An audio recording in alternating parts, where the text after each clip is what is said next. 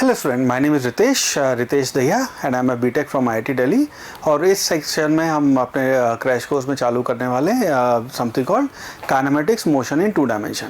और जब हम मोशन इन 2 डायमेंशन की बात करते हैं तो हम ये कहते हैं कि motion in 2 dimension is nothing but motion आपका दो अलग अलग डायमेंशन में हो रहा है, एक्स डायमेंशन और वाई डायमेंशन फॉर एग्जांपल, और दोनों का आपस में कोई लेना देना नहीं है एक्सेप्ट फॉर टाइम।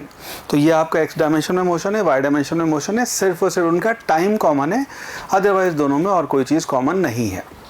ठीक है, यहाँ पे कुछ डेफिनेशन है, क्विकली उनकी बात कर लेते हैं। तो सबसे पहले हम बात करते हैं पोजीशन, वेलोसिटी और एक्सेलरेशन 2 डायमेंशन मोशन में क्या होगा। नाउ 1 डायमेंशन मोशन में हमने एक्स डायमेंशन और वाई डायमेंशन को अलग अलग पढ़ा था, यहाँ पे हम इन दोनों को कंबाइन कर देंगे। तो पोजीशन के लिए हम ये कहते हैं, लेट से आपका आर वेक्टर जो है उसको आप कह रहे हैं एक्स आई कैप प्लस वाई जे कैप। नाउ आपका जो मोशन है इस बार वो लेट से ऐसे करके एक्स डायमेंशन वाई डायमेंशन दोनों में आपका कोई एक सर्टेन मोशन हो रहा है, तो आप उसकी पोजीशन एक्स और वाई ये दोनों टाइम के फंक्शन हो सकते हैं, तो आप इनको एक्स और वाई पोजीशन ऐसे लिखते हैं।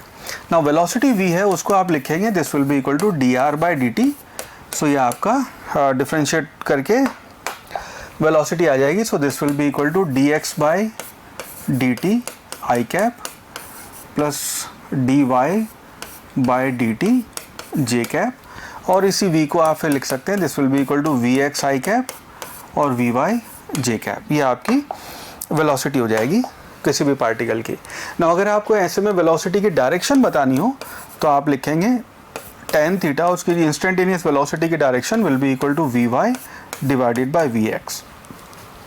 ये आपको इंस्टेंटेनियस पार्टिकल मान लीजिए यहाँ पे है और इस डायरेक्शन में जा रहा है, तो उसकी एक्स डायरेक्शन और वाई डायरेक्शन की जो स्पीड है उन दोनों को जब आप एक्स डायरेक्शन और वाई डायरेक्शन उसकी स्पीड को जो आप डिवाइड कर देंगे तो आपको इंस्टेंटेनियस उसके डायरेक्शन और मोशन मिल जाएगा। सिमिलरली इसको अगर हम मान लीजिए फिर डिवाइड कर दें फर्दर डिफरेंशिएट कर दें तो आपका एक्सेलरेशन आ जाएगा। तो acceleration a will be equal to dvx by dt in i cap plus dvy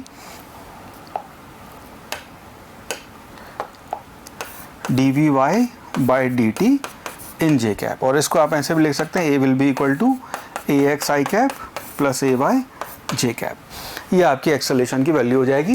ना ये जो आपका vx है vy है ये दोनों एक दूसरे के इंडिपेंडेंट है, आपका x और y जो है इंडिपेंडेंट है।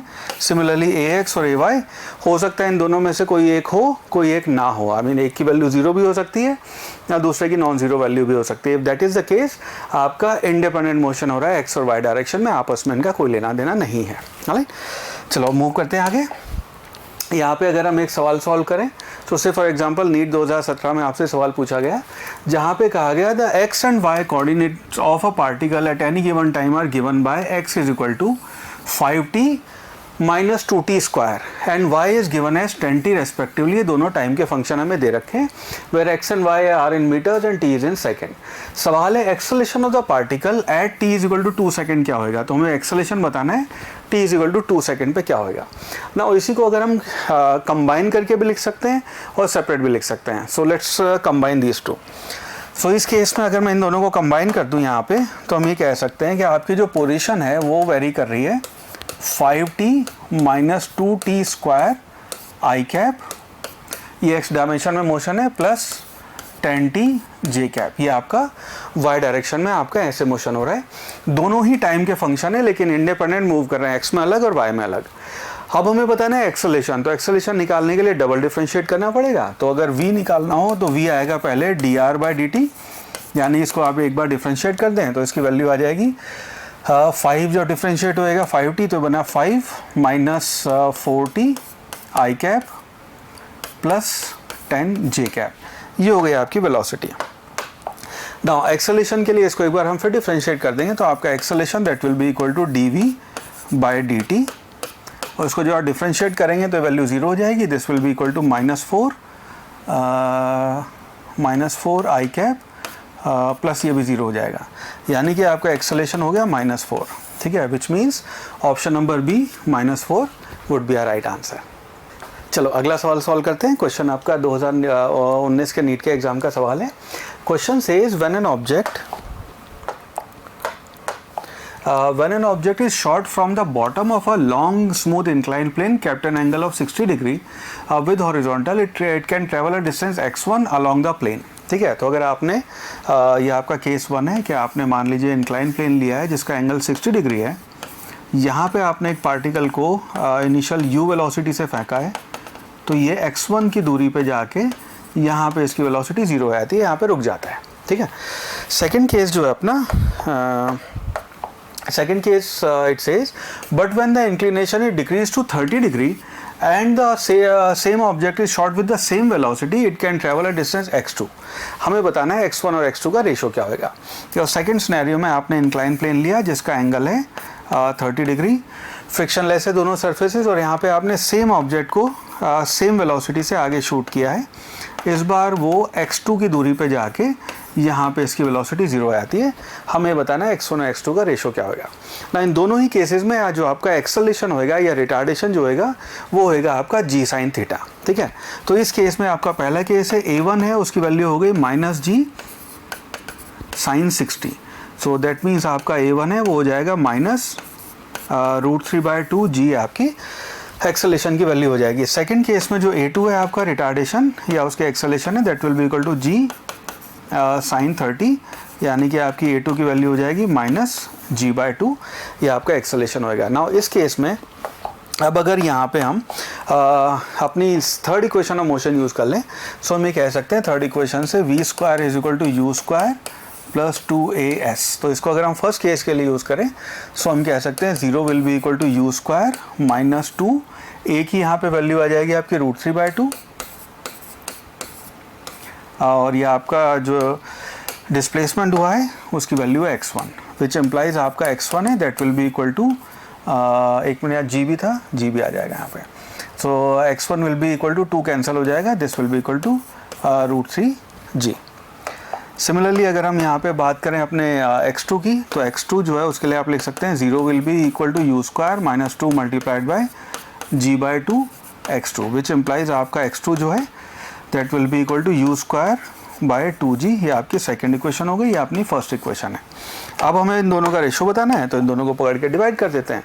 सो दैट मीन्स आपका x1 divided by x2 that will be equal to, ये आ जाएगा u² divided by √3g multiplied by, इसको रेसिप्रोकल ले लेते हैं, ये हो गया 2g डिवाइडेड बाय u².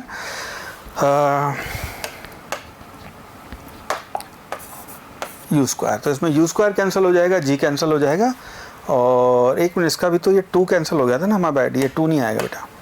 ठीक है, तो ये 2 नहीं आएगा, ये 2 भी कैंसिल हो गया यहाँ पे. सो आपका u² कैंसिल हो जाएगा, g कैंसिल हो जाएगा, तो आपका डिजायर्ड रेशो हो गया 1/√3. हेंस आपका ऑप्शन जो है इसमें option number 4 1/√3 that will be our final answer. Right, इसके बाद बात करते हैं 2 डायमेंशन मोशन का जो सबसे कॉमन एग्जांपल है, जो सबसे ज़्यादा जिसके ऊपर सवाल बनते हैं and that you actually worry about, वो है अपना प्रोजेक्टाइल मोशन. तो प्रोजेक्टाइल मोशन को हम ये कहते हैं कि आपने इस लोकेशन से इनिशियल वेलोसिटी u लेके, लेट्स से इनिशियल वेलोसिटी आपकी u थी, तो इस डायरेक्शन में आपने प्रोजेक्ट कर दिया है. हम कहते हैं इसकी, अगर इसको कंपोनेंट्स में ब्रेक करेंगे तो इसकी velocity u cos theta i cap, और इस डायरेक्शन में velocity u sine theta j cap, ये आपकी हो जाती है. अगर इस इनिशियल वेलोसिटी u को अगर आप कंपोनेंट्स में ब्रेक कर दें तो ये आपकी वेलोसिटी बन जाती है. सो ये आपकी अगर इस मोशन को देखेंगे 2 डायमेंशन मोशन को अगर हम ब्रेक करेंगे x और y डायमेंशन में, तो आपका u cos थीटा से पार्टिकल इधर चल के जा रहा है और u sin थीटा से ऊपर जाके वापस आया, तो ये आपका 1 डायमेंशन मोशन जो हमने इनिशियली 1 डायमेंशन में पढ़ा था, मोशन अंडर ग्रेविटी, वो हो रहा है. ये आपका कंटिन्यूस चला जा रहा है, चला जा रहा है, चला जा रहा है. इन दोनों के बीच में कोई चीज़ कॉमन नहीं है एक्सेप्ट फॉर टाइम. तो ये जब पार्टिकल ऊपर जाके वापस नीचे आ जाएगा, हम इसका भी टाइम रोक देंगे, बिकॉज ये पार्टिकल वापस आके ज़मीन पर रुक गया. ठीक है, तो ये आपका हॉरिजॉन्टल मोशन है. इसके कुछ फॉर्मूले जो आपको ध्यान रखने होंगे, डायरेक्ट इन फॉर्मूले की आपको एग्जाम हॉल में ज़रूरत पड़ जाती है. तो जो फॉर्मूले हैं वो है आपका time of flight, range, maximum height, velocity at the highest point, final velocity, change in momentum और इक्वेशन ऑफ ट्रेजेक्ट्री. नाउ इन फॉर्मूलेस की बात करें तो ये फॉर्मूले आपको ध्यान रखने हैं. Right, so time of flight आपका होता है 2u sin थीटा बाई जी. ठीक है, इसको 2u sin थीटा बाई जी भी याद रख सकते हैं. मैं इसको जनरली कहता हूँ, इसे आप लिखें 2uy by g. U y आपका y डायरेक्शन में जो आपकी u साइन थीटा वेलोसिटी है उससे करेंगे। तो अगर y डायरेक्शन की वेलोसिटी आप इसको देखेंगे u साइन थीटा, ये एग्जैक्टली सेम चीज़ हो गई जो हमने मोशन अंडर ग्रेविटी में पढ़ा था। तो आपका सेम फॉर्मूला यहाँ अप्लाई हो जाएगा। सेकंड यहाँ पे फॉर्मूला आता है आपका जिसको हम कहते हैं रेंज। रेंज है कि वो कहाँ जाके गिरेगा। तो ये जो रेंज आपका डिस्टेंस है जहाँ जाके वो ज़मीन पे टकराएगा उसको हम रेंज कहते हैं। उसकी वैल्यू आती है 2, ये आपका आएगा U square sine 2 theta by G, या फिर इसको आप ये ऐसे याद रखें 2 ux uy बाय जी। राइट। मैक्सिमम हाइट जो आपकी अटेन होएगी, जो आपकी मैक्सिमम हाइट पे वो ट्रैवल किया है, जो मैक्सिमम हाइट वो अटेन करेगा उसकी वैल्यू होगी you square sine square theta by 2g। और अगर इसको नोटिस करेंगे तो मोशन अंडर वन डायमेंशन से ये फॉर्मूला आपका u y square divided by 2g है। सेम चीज़ हमने वहाँ पढ़ी थी कि हाईएस्ट पॉइंट पे जाके आपकी फाइनल वेलोसिटी जीरो हो जाती है। थर्ड इक्वेशन से हमने इसको डिराइव किया था। तो u y square divided by 2g ये आपकी मैक्सिमम हाइट हो जाएगी। Now at the maximum point, ये बड़ा इंटरेस्टिंग है, इसके ऊपर बहुत सवाल बनते हैं। Velocity at the highest point, तो जब वो हाईएस्ट पॉइंट पे पहुंचेगा तो आपकी ये वाली वेलोसिटी तो जीरो हो गई है हाईएस्ट पॉइंट पे। तो जो initial velocity you sine theta आपने दी थी, हाईएस्ट पॉइंट पे जाके बिकॉज आपका एक्सेलरेशन अपोजिट डायरेक्शन में, वो वेलोसिटी जीरो हो गई। लेकिन ये पार्टिकल अभी भी यू कॉस थीटा की वेलोसिटी से आगे जा रहा है। ठीक है, तो एक्स डायरेक्शन की वेलोसिटी पूरे रास्ते आपकी सेम रहती है, उसमें कोई चेंज नहीं आएगा। तो हाईएस्ट पॉइंट पे आपकी वेलोसिटी यू कॉस थीटा हो जाएगी। Final velocity just before hitting the ground, तो ये पार्टिकल है, ये आपका जब ऐसे जाके यहाँ पे हिट करता है ग्राउंड पे, तो अगर इस पार्टिकल को देखेंगे तो आपने इसको थीटा एंगल पे यू वेलोसिटी से ऐसे फेंका था। तो ये पार्टिकल आके जब ये हिट करेगा तो इसका ये जो एंगल है ये फिर एंगल थीटा होता है, और ये इसकी वेलोसिटी, स्पीड देखेंगे तो मैग्नीट्यूड्स का यू ही आएगा, लेकिन इसकी वेलोसिटी के अगर आप कंपोनेंट लिखेंगे तो ये तो आएगा you cos theta I cap, और ये जो कंपोनेंट है ये आएगा यू साइन थीटा माइनस में जे कैप, बिकॉज इसकी डायरेक्शन आपकी अपोजिट हो गई। तो आपकी जो फाइनल वेलोसिटी ये बन जाएगी, वेक्टर फॉर्म में इसको आप लिख सकते हैं you cos theta I cap minus you sign theta j cap, ये आपकी फाइनल वेलोसिटी हो गई। चेंज इन मोमेंटम की अगर बात करेंगे, नीट में डायरेक्टली आपसे एक बार ये सवाल पूछ लिया गया था कि चेंज इन मोमेंटम बताओ ना। इनिशियल वेलोसिटी जो है आपकी, इस वेलोसिटी को आपने लिखा you cos theta I cap plus you sign theta j cap, ये आपकी इनिशियल वेलोसिटी है, ये आपकी फाइनल वेलोसिटी है। इन दोनों के बीच का अगर आप डिफरेंस देखेंगे तो आप जो चेंज इन मोमेंटम है उसको आप लिखेंगे m multiplied by delta v, इसकी वैल्यू हो जाएगी m मल्टीप्लाइड बाय, इससे करेंगे तो u cos थीटा कैंसिल हो जाएगा। So this will be equal to twice u sine theta j cap minus sine के साथ, तो माइनस साइन लगाना मत भूलना, ये माइनस वैल्यू आ जाएगी, ये आपका चेंज इन मोमेंटम होएगा। इक्वेशन ऑफ ट्रेजेक्ट्री है, तो अगर किसी भी पॉइंट पे, इक्वेशन ऑफ ट्रेजेक्ट्री को हम ये कहते हैं कि अगर किसी भी पॉइंट पे x, y पे अगर आप इसकी इक्वेशन ऑफ ट्रेजेक्ट्री देखेंगे तो आपकी पैराबोलिक इक्वेशन बनती है। इक्वेशन ऑफ ट्रेजेक्ट्री पे अगर आप देखोगे तो हर x और y के लिए ये आपकी इक्वेशन ऑफ ट्रेजेक्ट्री सेटिस्फाई करेगी। इसका अपना डेरिवेशन होता है, अब इस क्रैश कोर्स के लिए मैं उस डेरिवेशन को स्किप कर रहा हूँ। तो आप इस इक्वेशन को लिखते हैं y is equal to x tan theta 1 minus x by r। ठीक है, where r is your final range, ये जो आपकी रेंज है आप इसको रेंज को कैलकुलेट करके यहाँ पे डायरेक्ट लग सकते हैं, इस पे आपके डायरेक्ट सवाल बनते हैं। ठीक है, तो ध्यान रखना ये सारे फॉर्मूले आपके लिए बड़े इंपॉर्टेंट है। चलो नेक्स्ट टाइप ऑफ मोशन जो है यहाँ पे हम बात करते हैं which is called horizontal projectile motion. ना हॉरिजॉन्टल प्रोजेक्टाइल मोशन में क्या करते हैं हम कि आपने एक बिल्डिंग ली, उस बिल्डिंग के ऊपर आप चढ़े और वहाँ से आप लोगों के ऊपर पत्थर फेंक रहे हैं। ठीक है, सो आपने यहाँ से फुटबॉल को किक किया, पत्थर फेंका और वो ऐसे आपके पैराबोलिक पाथ पे आएगा, या फिर आपने एक हवाई जहाज़ से जो कि यू वेलोसिटी से चल रहा था, इसको भी आपने यू वेलोसिटी दी है, वहाँ से एक फूड पैकेट ड्रॉप किया है। ठीक है, एक्चुअली तो बॉम्ब ड्रॉप करते हैं बट इसको हम पढ़ाते पढ़ते फूड पैकेट करके हैं। तो ये आपकी h हाइट पे आपने इस फूड पैकेट को यहाँ से ड्रॉप किया है, उसके ऊपर आपके यहाँ पे छोटे छोटे फॉर्मूले जो आपको ध्यान रखने, काफ़ी सवाल बनते हैं इसके ऊपर, तो ध्यान रखना। ठीक है, तो सबसे पहला है टाइम ऑफ फ्लाइट। ऊपर से नीचे जो आपका पार्टिकल आएगा इसमें नोटिस करना आपका, क्योंकि y डायरेक्शन में एक्सेलरेशन है लेकिन इनिशियल वेलोसिटी आपकी जीरो है, तो टाइम ऑफ फ्लाइट √2h/g आ जाता है। रेंज जो है जो यहाँ से हिट करेगा उसको आप लिखते हैं ut, और ये टाइम की वैल्यू रख के u √h/g आ जाता है। ठीक है, इसको ध्यान रखना।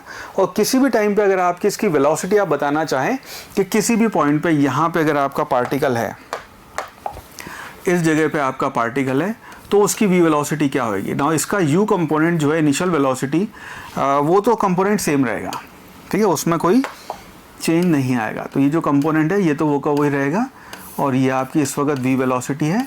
जो इसमें चेंज आएगा वो इस वाली डायरेक्शन में चेंज आएगा। तो किसी भी टाइम पे आप v वेलोसिटी इसकी जब लिखेंगे तो u डायरेक्शन में सॉरी x डायरेक्शन में तो उसकी वेलोसिटी u i कैप ही होएगी और प्लस यहाँ पे इसमें लिखेंगे माइनस gt j कैप। ये आपकी वेलोसिटी हो गई, माइनस gt करके आपकी y डायरेक्शन में वेलोसिटी हो गई।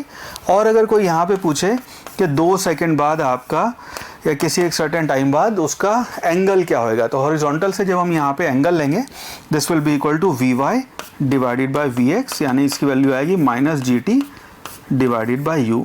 ये आपका एंगल होएगा किसी भी टाइम पे हॉरिजॉन्टल से एंगल, ये वाली वैल्यू आएगी आपकी, ठीक है, tan थीटा की वैल्यू आएगी। सो छोटी छोटी वैल्यूज़ हैं, इसको ध्यान रखना।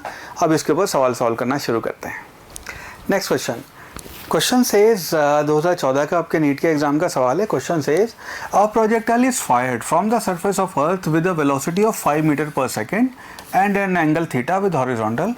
Another projectile is fired from another planet with a velocity of 3 meter per second at the same angle, it follows the same trajectory which is identical with the trajectory of projectile fired from earth। सवाल है value of acceleration due to gravity on this planet क्या होगी। Now scenario ये है कि आपने अर्थ पे एक प्रोजेक्टाइल को फेंका ऐसे करके 5 मीटर पर सेकेंड से थीटा एंगल पे, ठीक है। आपने सिमिलरली दूसरे एक और किसी प्लैनेट पे जाके प्रोजेक्टाइल को फेंका 3 मीटर पर सेकेंड से सेम थीटा एंगल पे। आई डोंट नो व्हाई दूसरे प्लैनेट पे जाके भी हम यही काम कर रहे हैं, तो लेटेस्ट से हम ये काम कर रहे हैं। दोनों का हमने नोटिस किया कि ट्रेजेक्ट्री सेम है। ट्रेजेक्ट्री सेम का मतलब ये है कि उनकी मैक्सिमम हाइट और रेंज दोनों सेम आई होगी और एग्जैक्ट सेम पाथ फॉलो किया होगा ना। ये सवाल देख के लगता है ट्रेजेक्ट्री की जैसे बात करते हैं लोग इक्वेशन ट्रेजेक्ट्री पे चले जाते हैं। ऑफकोर्स उससे भी आप सॉल्व कर सकते हैं, लेकिन उससे भी अच्छा तरीका है अगर आप यहाँ पे मैक्सिमम हाइट को इक्वेट कर देंगे। सो आपका इस वाले केस में जो मैक्सिमम हाइट है, ठीक है, h1 e कह लेते हैं इसको, हाथ पे जो आपकी हाइट है that will be equal to uy square divided by 2ge। ये आपकी हाइट हो जाएगी, तो इसकी वैल्यू आ जाएगी this will be equal to, ये आपका u जो है 5 दिया हुआ है, so this will be equal to 5 square divide by 2ge। इसकी वैल्यू 9.8 हम बाद में रख लेंगे। h प्लैनेट है उसकी वैल्यू आएगी वहाँ का uy स्क्वायर, तो डायरेक्ट वैल्यू डाल लेते हैं।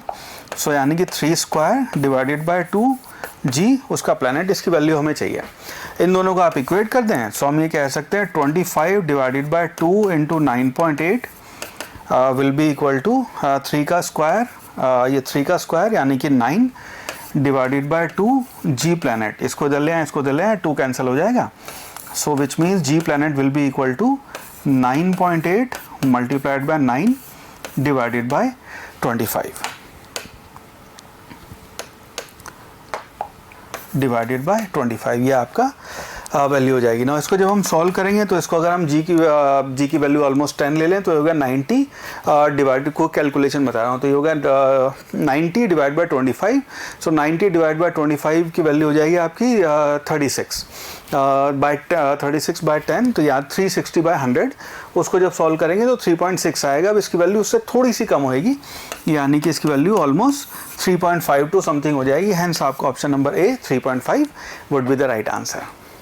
नेक्स्ट क्वेश्चन सेज 2013 का सवाल है। Question says the velocity of a projectile at initial point A is 2i cap plus 3j cap. तो यहाँ से जब आपने उस पार्टिकल को प्रोजेक्ट किया है उसकी velocity 2i cap plus 3j cap है। सवाल है its velocity in metre per second at point B. तो जब उसका just before hitting the ground velocity होगी वो क्या होगी ये बताना है ना। ये बात अपने को पता है। अगर हम इसको प्रोजेक्टाइल के बेसिक्स पे जाएं तो जब आपने प्रोजेक्टाइल लॉन्च किया तो उसकी वेलोसिटी का कंपोनेंट है 2i कैप और ये वाला कंपोनेंट हो गया आपका 3j cap. Now just before hitting the ground ये कंपोनेंट तो आपका 2i कैप ही रहेगा और ये वाला कंपोनेंट जो है ये माइनस 3j कैप हो जाएगा। हेंस आपकी फाइनल वेलोसिटी जो हो जाएगी that will be equal to 2i cap minus 3j cap. ये आपके बेसिक से सवाल सॉल्व हो गया। सो बेस्ड ऑन दिस हम कह सकते हैं कि आपका option number A 2i cap minus 3j cap it will be the right answer. Next question says a horizontal range and the maximum height of a projectile are equal. तो हमें horizontal range और maximum height जो है वो दोनों equal दे रखी है। The angle of projection of projectile क्या होगा ये मैं बताना है। 2012 में नीट से आपसे पूछा गया ना, सिंपल सवाल है। कुछ लोगों का इसका रिजल्ट डायरेक्ट याद रह जाता है, तो हम इसको एक बार डिराइव करके देख लेते हैं। आप भी इसका रिजल्ट याद रख सकते हैं। हमें दिया है कि एच मैक्सिमम जो है आपकी that will be equal to range, ठीक है। एच मैक्सिमम का अगर हम यहाँ पे फॉर्मूला यूज़ करें सो हम इसको लिख सकते हैं, this will be equal to you square divided by u square sine theta divided by 2g sine square theta. And R की अगर हम वैल्यू करें यहाँ पे लिखें तो this will be equal to twice u square sine theta cos theta divided by g. Now यहाँ पे इसको आर को हमने लिखा है u x multiplied by u y की टर्म में, ठीक है। तो यू एक्स आपका यू साइन थीटा और यू वाई हो गया आपका ये 2y बाय जी ये लिखा है, और वो आपका यू वाई हो गया यू कॉस थीटा, ठीक है। सो इसके टर्म में लिखेंगे तो एक साइन थीटा कैंसिल हो जाएगा, जी कैंसिल हो जाएगा, यू स्क्वायर कैंसिल हो जाएगा। सो इसकी वैल्यू बची है आपकी sine theta will be by 2 is equal to 2 cos theta. ना इसको अगर इधर ले आए, इसको उधर मल्टीप्लाई कर दें तो ये बन जाएगा आपका आंसर अपने को टेन थीटा की टर्म में देना है। So tan theta will be equal to 4, ये आपका वैल्यू आ गई। So tan theta is equal to 4 आ गया, राइट, ठीक है। तो बेस्ड ऑन दिस हम कह सकते हैं कि theta is equal to tan inverse 4, option number 2 this will be the correct choice. Next question 2011 में आपसे सवाल पूछा गया। Question says a missile is fired for maximum range. तो आपने मिसाइल को ऐसे फायर किया है कि उसकी मैक्सिमम रेंज आ जाए with initial velocity of 20 metre per second. तो ये आपने इनिशियल वेलोसिटी दी है और जी की वैल्यू हमें कहा है अगर हम यहाँ 10 मीटर पर सेकंड ले सके तो हमें पूछा है रेंज क्या होगी, रेंज हमें बताना है ना। ये बात अपने को पता है, अगर हम फॉर्मूले पे ध्यान दें तो हम जो रेंज का फॉर्मूला है ये आपने यू और थीटा पे फेंका है। तो रेंज का फॉर्मूला है उसको हम लिखते हैं u square sine 2 theta divided by g. Now ये रेंज आपकी मैक्सिमम तब हो सकती है जब ये साइन 2 थीटा की वैल्यू 1 हो। साइन 2 थीटा की वैल्यू 1 होने का मतलब है theta should be equal to pi by 40 degree होना चाहिए, ये 45 degree. Theta should be equal to 45 degree. Hence आपका साइन 2 थीटा जो है वो 2 थीटा आपका 90 हो जाएगा और साइन थीटा की वैल्यू आपकी साइन 2 थीटा की वैल्यू 1 हो जाएगी। सो इसका मतलब है जो आपकी रेंज इस केस में आएगी that will be equal to you square, यानी कि हो गया 20 square divided by g. G की वैल्यू आप 10 ले सकते हैं यहाँ पे, तो ये हो गया 400 डिवाइडेड बाय 10 यानी कि 40 मीटर। सो ये आपका रेंज हो जाएगा and hence option number A 40 metre it will be the right answer.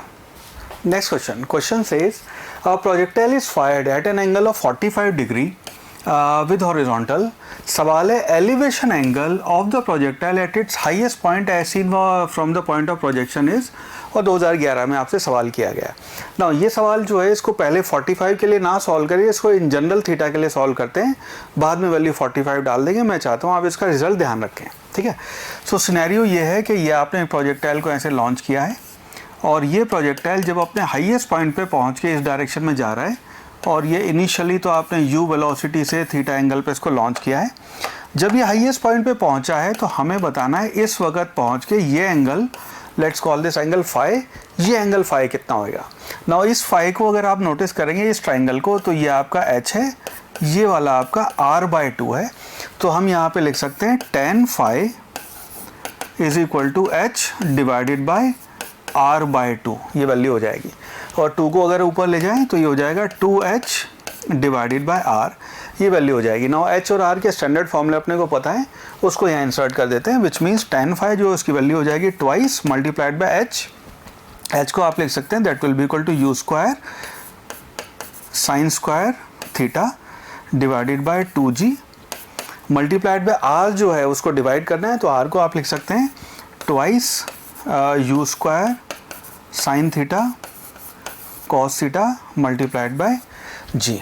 Now यहाँ से एक टू कैंसिल हो जाएगा, यू स्क्वायर कैंसिल हो जाएगा, एक थीटा कैंसिल हो जाएगा, यानी कि आपका tan फाई जो है उसकी वैल्यू आ गई this will be equal to, जो जी बी आपका कैंसिल हो जाएगा। सो जो वैल्यू बची ये बचा आपका ऊपर sign theta divided by cos theta और ये 1/2, यानी कि जो आपका स्टैंडर्ड रिजल्ट है इस रिजल्ट को आपने ध्यान रखना है। स्टैंडर्ड रिजल्ट आ गया हाईएस्ट पॉइंट पे पहुंच के tan phi is equal to half tan theta. where theta is the original angle. अब यहाँ पे अपने को इस सवाल में ओरिजिनल एंगल 45 दिया हुआ है, तो ये थ्योरम है, इसको ध्यान रखना, ठीक है। उसका डेरिवेशन भी करके देख लिया हमने ना। यहाँ पे 45 का एंगल दिया हुआ है, यानी कि tan 45 1 हो जाएगा, यानी कि हमें कह सकते हैं कि आपका tan phi that will be equal to 1/2, यानी कि phi is equal to tan inverse 1/2 हो जाएगा। Hence option number C would be a right answer. I hope ये सोल्यूशन आपको समझ में आया। नेक्स्ट क्वेश्चन 2010 का सवाल है। Question says speed of a projectile at its maximum height is half of its initial speed. हमें बताना है एंगल ऑफ प्रोजेक्शन क्या होगा। नाउ आपने प्रोजेक्टाइल को ऐसे लॉन्च किया है कि ये आपका प्रोजेक्टाइल गया हाईएस्ट पॉइंट पे, बात अपने को पता है इसकी वैल्यू होती है स्पीड की u cos थीटा। यहाँ पे आपने इनिशियल स्पीड u दी हुई थी, ये थीटा एंगल था आपका। अपने को दिया हुआ है u cos theta divided by u is equal to 1/2, which implies cos theta is equal to 1/2, which implies theta will be equal to 60 degree. Hence, option number A, 60 degree, that will be a right answer. Next question. Question says, an aeroplane flying for 90 meter above the ground level at 100 meter per second releases a block. सवाल है how far on the ground will it strike? तो scenario ये है कि ये आपका एक plane है, ऐसे फ्लाई करके जा रहा है, हॉरिजॉन्टल बना लेते हैं इसको। सो ये प्लेन आपका ऐसे फ्लाई करके जा रहा है और यहाँ पे आपकी हाइट जो है वो 490 मीटर है और इसकी इनिशियल वेलोसिटी जो है वो 100 मीटर पर सेकेंड है और यहाँ से उसने पार्टिकल को रिलीज़ किया है। सवाल ये है कि वो कितनी दूर जाके गिरेगा। नाउ इस केस में आप डायरेक्टली फॉर्मूला यूज़ कर सकते हैं कि आर जो है इसकी range that will be equal to u under root 2h/g। से वैल्यू रख देंगे तो u जो है वो अपने को यहाँ पे 100 दी हुई है, सो दिस विल बी 100, ये आ जाएगा 2 मल्टीप्लाइड बाय h आपकी है 490 डिवाइडेड बाय 9.8, g की वैल्यू है यहाँ पे 9.8 ले लेंगे।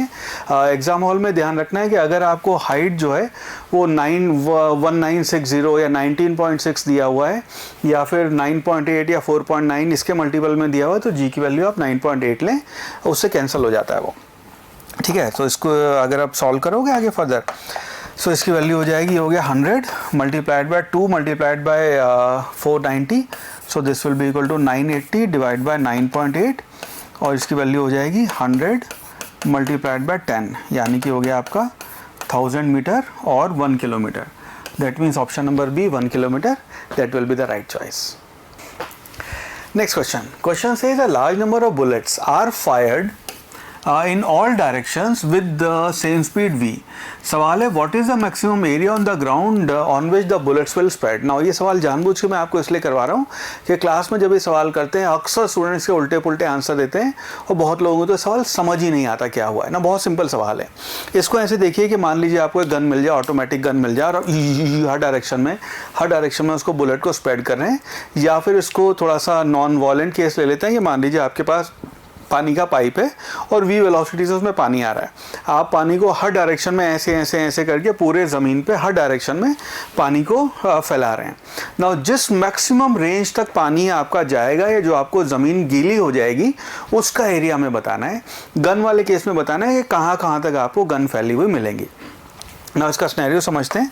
इसका स्नैरियो ऐसे देख लीजिए कि अगर मान लीजिए यहाँ से आप यहाँ खड़े थे, हर डायरेक्शन में बुलेट फेंका, तो एक इस डायरेक्शन में, एक इसमें, एक ऐसे ऐसे और ऐसे करके आपकी ये मैक्सिमम रेंज है। इस मैक्सिमम रेंज तक आपकी मान लो बुलेट पहुँची है।